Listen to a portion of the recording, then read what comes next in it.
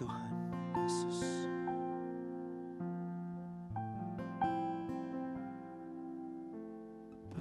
Pagi hari ini kami mau berseru kepadamu Tuhan.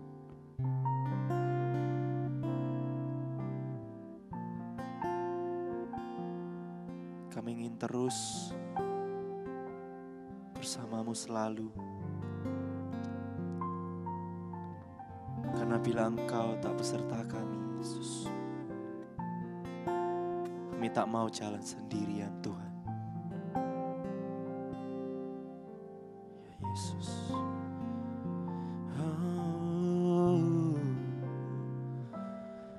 Oh Yesus.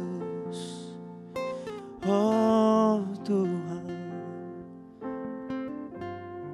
Kami mau bersamamu selalu di setiap waktu, menikmati hadirat-Mu Tuhan Yesus. Kami mau berjalan bersamamu, menikmati semuanya. Mari Bapak Ibu semuanya, pagi hari ini kita menyembah Tuhan bersama-sama. Nikmati hadirat Tuhan. Sebelum kita melewati hari ini, sebelum kita menyambut hari ini, sama-sama kita mau tunduk di hadapan Tuhan. Kita menyembah Tuhan bersama-sama. Oh Yesus, kami menyembah-Mu Tuhan. Kami menyembah-Mu, kami tunduk di hadirat-Mu Tuhan. Yesus, biarlah Kau yang memenuhi kami Bapa. Biarlah Roh-Mu yang memenuhi hati kami. Biarlah Kau selalu bersama kami. Oh Tuhan Yesus,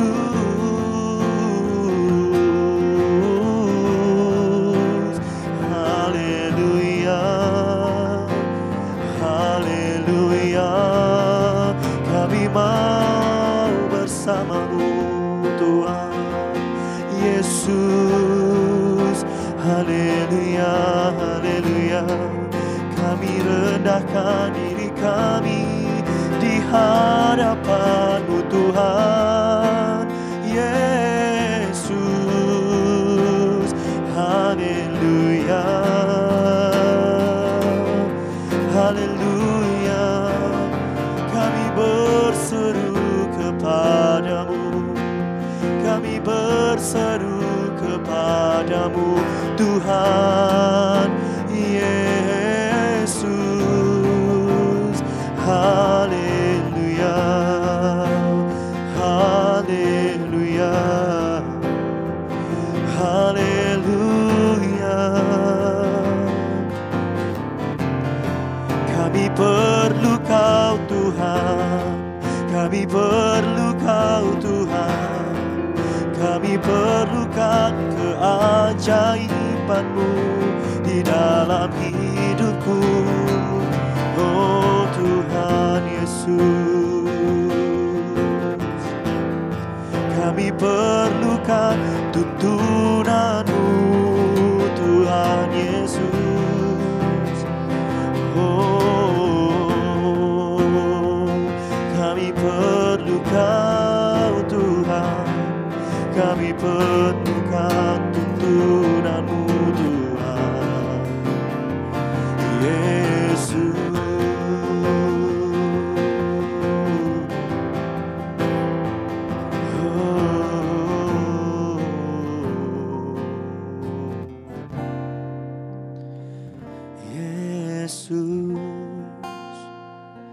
Kami perlu Kau Tuhan.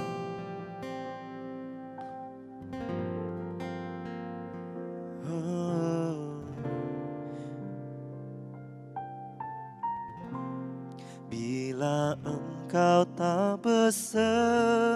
takut, ku tak mau berjalan. Ku perlu Tuhan, pimpin langkahku dengan kasih karunia-Mu. Pimpin langkahku setiap waktu, berjalan dalam Roh-Mu. Nyatakan Tuhan kemuliaan-Mu, dan berjalanlah denganku. Bila Engkau tak besertaku, ku tak mau berjalan. Ku perlu Tuhan, pimpin langkahku dengan kasih karunia-Mu. Pimpin langkahku setiap waktu, berjalan dalam Roh-Mu. Nyatakan Tuhan kemuliaan-Mu, dan berjalanlah denganku. Bila Engkau tak besertaku, ku tak mau berjalan. Ku perlu Tuhan, pimpin langkahku dengan kasih karunia-Mu. Pimpin langkahku setiap waktu, berjalan dalam Roh-Mu. Nyatakan Tuhan kemuliaan-Mu, dan berjalanlah denganku.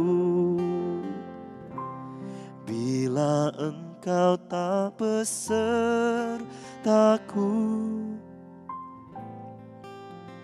ku tak mau berjalan. Ku perlu Tuhan, pimpin langkahku dengan kasih karunia-Mu. Pimpin langkahku setiap waktu, berjalan dalam Roh-Mu. Nyatakan Tuhan kemuliaan-Mu, dan berjalanlah denganku. Nyatakan Tuhan kemuliaan-Mu, dan berjalanlah denganku. Nyatakan Tuhan kemuliaan-Mu, dan berjalanlah denganku.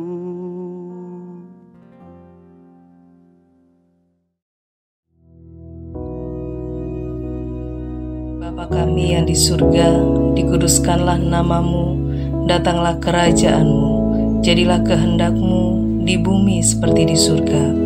Berikanlah kami pada hari ini makanan kami yang secukupnya, dan ampunilah kami akan kesalahan kami, seperti kami juga mengampuni orang yang bersalah kepada kami. Dan janganlah membawa kami ke dalam pencobaan, tetapi lepaskanlah kami daripada yang jahat, karena Engkaulah yang empunya kerajaan dan kuasa dan kemuliaan sampai selama-lamanya. Amin.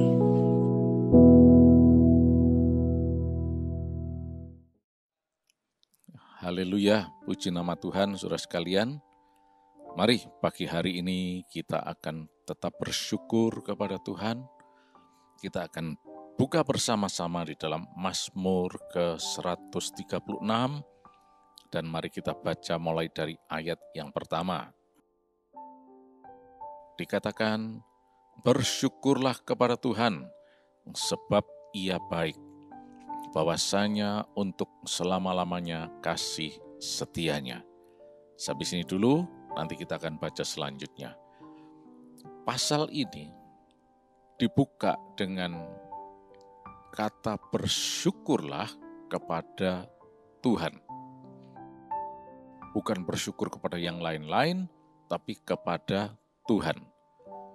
Karena memang Tuhan menghendaki kita senantiasa bersyukur kepadanya dalam segala keadaan. Keadaan yang akan datang, termasuk keadaan yang sekarang, termasuk juga keadaan yang sudah berlalu. Nah, itulah sebabnya diulang lagi dalam ayat 2, dikatakan demikian. Bersyukurlah kepada Allah, segala Allah, bahwasanya untuk selama-lamanya kasih setianya. Ayat 3 diulang lagi, bersyukurlah kepada Tuhan segala Tuhan, bahwasanya untuk selama-lamanya kasih setianya. Jadi ini penekanannya adalah bersyukur kepada Tuhan. Ayat 1 tadi cuma bersyukurlah kepada Tuhan. Ayat 2, bersyukurlah kepada Allah segala Allah. Walaupun dianggap bahwa di dunia ini sepertinya ada banyak Allah, tapi cuma ada satu Allah yang benar yang kita kenal dalam nama Yesus, yaitu pencipta langit dan bumi. Bersyukurlah kepada Allah yang hidup ini, yang berkuasa di atas segala-galanya, termasuk di atas segala yang dianggap sebagai Allah-Allah ini. Karena cuma satu Allah yang hidup, yang kita kenal dalam nama Yesus. Begitu juga ayat yang ketiga, bersyukurlah kepada Tuhan segala Tuhan. Karena cuma satu Tuhan yang hidup, cuma satu Tuhan yang benar, yang kita kenal dalam nama Yesus Kristus, yaitu Tuhan Yesus. Dan nama ini tidak main-main. Nama Tuhan Yesus ini penyembuh, penolong, penyelamat. Dialah satu-satunya juru selamat dalam kehidupan kita. Bersyukurlah kepada Tuhan segala Tuhan. Nah, kalau kita lihat di dalam bahasa aslinya dikatakan Hodu Ladonai. Bersyukurlah kepada Tuhan Adonai. Ingat, kata Tuhan di dalam bahasa Ibraninya dituliskan sebagai Yod-Heh-Waw-Heh, tapi bacanya adalah Adonai. Bukan Yehova, Yahweh, Yahweh, Yahweh, dan seterusnya, bukan. Adonai. Tetragramaton ini bacanya adalah Adonai. Kalau dalam ayat 2 dikatakan Hodu lelohe ha Elohim. Nah, jadi Elohim itu bentuk plural. Ada gods yang dianggap banyak Allah. Terus kemudian dalam ayat 3 dikatakan Hodu ladonai ha Adonim. Adonai singular, satu, tapi Adonim itu plural. Tuhan-Tuhan. Ada banyak yang dianggap sebagai Tuhan. Tapi cuma satu Tuhan yang hidup, yaitu namanya Tuhan Yesus Kristus. Dan mungkin lain saat nanti saya akan ceritakan bagaimana nama Tuhan Yesus itu nama yang berkuasa atas kehidupan dan kematian. Dia berkuasa atas sakit penyakit, berkuasa atas segala hal. Karena dia adalah Tuhan di atas segala Tuhan. Nah, sekarang kita lanjut untuk melihat ayat yang keempat. Yang mengatakan demikian. Kepada dia yang seorang diri melakukan keajaiban-keajaiban besar, bahwasanya untuk selama-lamanya kasih setianya. Nah, mulai ayat 4 dan 5 dan seterusnya, nanti kita akan melihat bahwa ucapan syukur itu juga merupakan suatu refleksi dari apa yang pernah diperbuat oleh Tuhan. Ayo kita baca dulu ya. Ayat 5, kepada dia yang menjadikan langit dengan kebijaksanaan, bahwasanya untuk selama-lamanya kasih setianya. Kepada dia yang menghamparkan bumi di atas air, bahwasanya untuk selama-lamanya kasih setianya. Kepada dia yang menjadikan benda-benda penerang yang besar, bahwasanya untuk selama-lamanya kasih setianya. Ayat 8, matahari untuk menguasai siang, bahwasanya untuk selama-lamanya kasih setianya. Bulan dan bintang-bintang untuk menguasai malam, bahwasanya untuk selama-lamanya kasih setianya. Nah, sampai di sini dulu. Ini adalah suatu segmen atau bagian di mana si pemazmur ini bersyukur kepada Tuhan karena Tuhan itu ajaib, yang melakukan keajaiban. L-O-C-P-L-E. God who is doing wonderful things. God of wonders. Ya. Dan kemudian diungkapkan di sini bagaimana dia menciptakan langit dan bumi. Menjadikan langit dengan kebijaksanaan.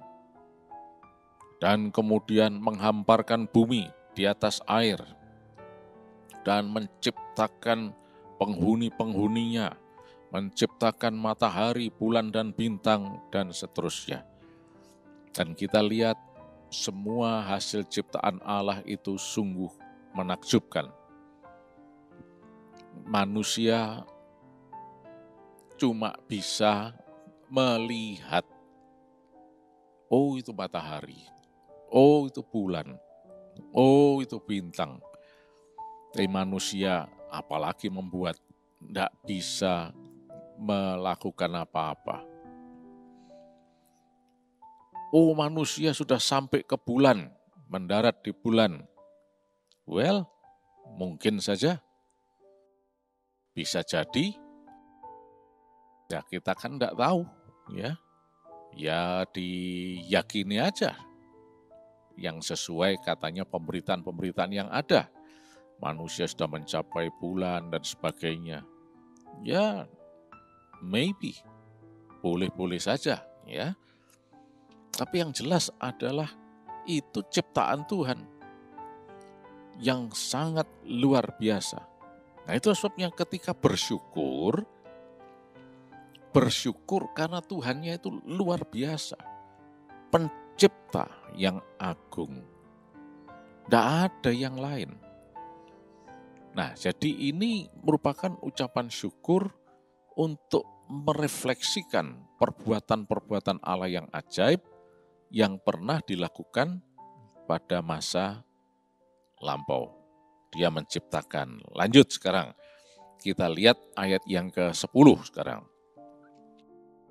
Kepada dia yang memukul mati anak-anak sulung Mesir, bahwasanya untuk selama-lamanya kasih setianya, dan membawa Israel keluar dari tengah-tengah mereka, bahwasanya untuk selama-lamanya kasih setianya. Dengan tangan yang kuat dan dengan lengan yang teracung, bahwasanya untuk selama-lamanya kasih setianya. Nah, dari ayat-ayat ini kita melihat bagaimana Tuhan itu berkuasa atas segala sesuatunya. Umatnya ditindas di Mesir. Dan Tuhan melakukan perkara yang ajaib untuk membebaskan umatnya tersebut. Yaitu dengan berbagai tulah. Dan di antaranya adalah tulah di mana anak-anak sulung mati di Mesir. Wah, ini suatu kekejaman ini. Saudara sekalian, kalau kita memandang itu harus dari sudut pandang Allah. Harus memandang dari sudut rohani dengan benar. Nggak boleh cuma asal-asalan aja. Wah, kok kejaman ini, pembunuhan anak sulung. Tunggu dulu. Ini sebetulnya suatu bahan pembicaraan yang cukup luas dan dalam mengenai anak sulung yang mati di Mesir. Tetapi kita mungkin tidak punya banyak waktu untuk ini, saya cuma jelaskan aja salah satu hal. Yang punya anak sulung itu di Mesir, bukan cuma orang Mesir, orang Israel juga yang tinggal di Mesir. Ya, walaupun lokasi mereka disendirikan, ya, Israelnya di wilayah yang disebut Goshen, tapi ya Mesir juga. Orang Mesir tinggal di Mesir, ya sama-sama Mesirnya. Tapi mengapa anak sulung Israel, orang-orang Israel tidak mati? Jadi ini bukan pilih kasih atau karena kekejaman, karena Tuhan memang sudah memberikan jalan. Kalau anak sulungnya tidak mau mati, beri tanda darah di ambang pintu rumah. Nah, bagaimana dengan orang Mesir? Tidak ada tanda darahnya. Mungkin dia mengatakan, wah mereka tidak tahu, Pak. Nah, masalah tahu atau tidak tahu itu relatif. Ada orang tahu tapi pura-pura tidak tahu. Ada juga orang yang tidak mau tahu. Nah, jadi macam-macam, itu relatif. Lalu bagaimana? Itulah sebabnya sekarang kita harus mau tahu.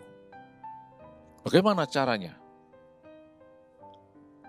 Mendekat kepada Tuhan, supaya Tuhan memberitahukan jalan-jalannya kepada kita, supaya kita mengikuti jalan yang Tuhan mau.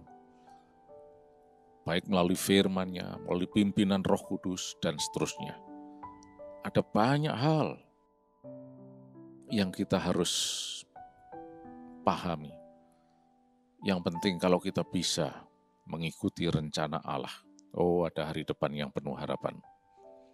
Ya, lanjut sekarang. Kepada Dia membelah laut Tebrau menjadi dua belahan, bahwasanya untuk selama-lamanya kasih setianya, dan menyeberangkan Israel dari tengah-tengahnya, bahwasanya untuk selama-lamanya kasih setianya, dan mencampakkan Firaun dengan tentaranya ke laut Tebrau, bahwasanya untuk selama-lamanya kasih setianya. Nah, luar biasa. Orang Israel diselamatkan dari kejaran tentara Firaun, sekalipun mereka terhalang oleh lautan. Tapi lautan pun bisa dibelah. Dan orang Israel bisa melintasi dan diselamatkan. Ayat berikutnya, 16. Kepada Dia memimpin umatnya melalui padang gurun, bahwasanya untuk selama-lamanya kasih setianya. Kepada Dia memukul kalah raja-raja yang besar, bahwasanya untuk selama-lamanya kasih setianya, dan membunuh raja-raja yang mulia, bahwasanya untuk selama-lamanya kasih setianya. Sihon, raja orang Amori, bahwasanya untuk selama-lamanya kasih setianya, dan Og, Raja Negeri Basan, bahwasanya untuk selama-lamanya kasih setianya, dan memberikan tanah mereka menjadi milik pusaka, bahwasanya untuk selama-lamanya kasih setianya, milik pusaka kepada Israel hambanya, bahwasanya untuk selama-lamanya kasih setianya. Nah, sampai di sini bacaan kita. Tuhan juga memimpin umatnya melalui padang gurun dan melindungi mereka, menyelamatkan mereka dari serbuan bangsa-bangsa, raja-raja, dan sebagainya yang berpotensi untuk memunahkan mereka, mengalahkan mereka. Tapi Tuhan membebaskan, melindungi, menyelamatkan mereka. Ayat 23, Dia mengingat kita dalam kerendahan kita, bahwasanya untuk selama-lamanya kasih setianya, dan membebaskan kita daripada para lawan kita, bahwasanya untuk selama-lamanya kasih setianya. Dia memberikan roti kepada segala makhluk, bahwasanya untuk selama-lamanya kasih setianya. Bersyukurlah kepada Allah semesta langit, bahwasanya untuk selama-lamanya kasih setianya. Nah, saudara lihat. Itulah sebabnya kenapa pemazmur ini mendorong kita untuk bersyukur kepada Allah. Karena memang Allahnya adalah Allah yang baik. Dia adalah Allah yang berkuasa di atas segala-galanya. Allah yang melakukan keajaiban. Dan itu bukan cuma teori, bukan cuma kata-kata, tapi sudah dibuktikan bagaimana dia melakukan keajaiban-keajaiban, menyelamatkan, menolong, dan sebagainya. Seperti yang sudah kita baca.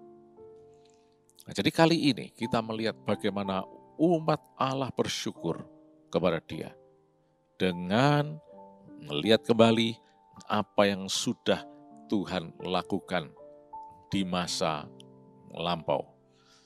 Begitu juga saudara sekalian, mari kita bersyukur senantiasa kepada Tuhan. Dan tidak ada alasan sama sekali untuk tidak bersyukur kepada Tuhan. Karena apa yang sudah Tuhan lakukan di waktu yang lampau. Mungkin sudah mengatakan, waktu lampau yang mana? Ya, kalau kita sekarang berumur 30 tahun, ya selama 30 tahun itu dong. Bagaimana Tuhan melakukan hal-hal yang istimewa. Coba kita lihat dalam proses kelahiran kita saja. Kalau bukan Tuhan, maka tidak akan berhasil. Buktinya, kita dilahirkan ke dunia berhasil. Nah, ini karena kuasa Tuhan, pertolongan Tuhan. Oleh karena itu kita selalu bersyukur kepada Tuhan. Dan setelah lahir, bisa bertumbuh. Coba kita bayangkan lahir tapi tidak bertumbuh. Bayi terus. Itu semua karena kemurahan Tuhan. Tuhan melakukan bagiannya secara ajaib. Terus mari kita bersyukur kepada Tuhan. Walaupun saat ini kita menghadapi banyak pergumulan dan sebagainya, tetap bersyukur dalam segala keadaan. Khususnya kita bisa bersyukur untuk keadaan di masa lampau. Bagaimana Tuhan itu sangat baik untuk kita. Puji nama Tuhan saudara sekalian, biarlah kita terus bersyukur kepada Tuhan. Karena di situ ada mujizat Allah. Tuhan Yesus, kami bersyukur kepada-Mu, Engkau Allah yang baik dan berkuasa. Terima kasih Tuhan. Sepanjang hari ini kami sehat, kami diberkati berkelimpahan. Kami terima mujizat-Mu Tuhan. Tidak ada penyakit, tidak ada kekurangan. Kami semuanya sehat, diberkati berkelimpahan. Terima kasih Tuhan. Dalam nama Tuhan Yesus Kristus. Amin.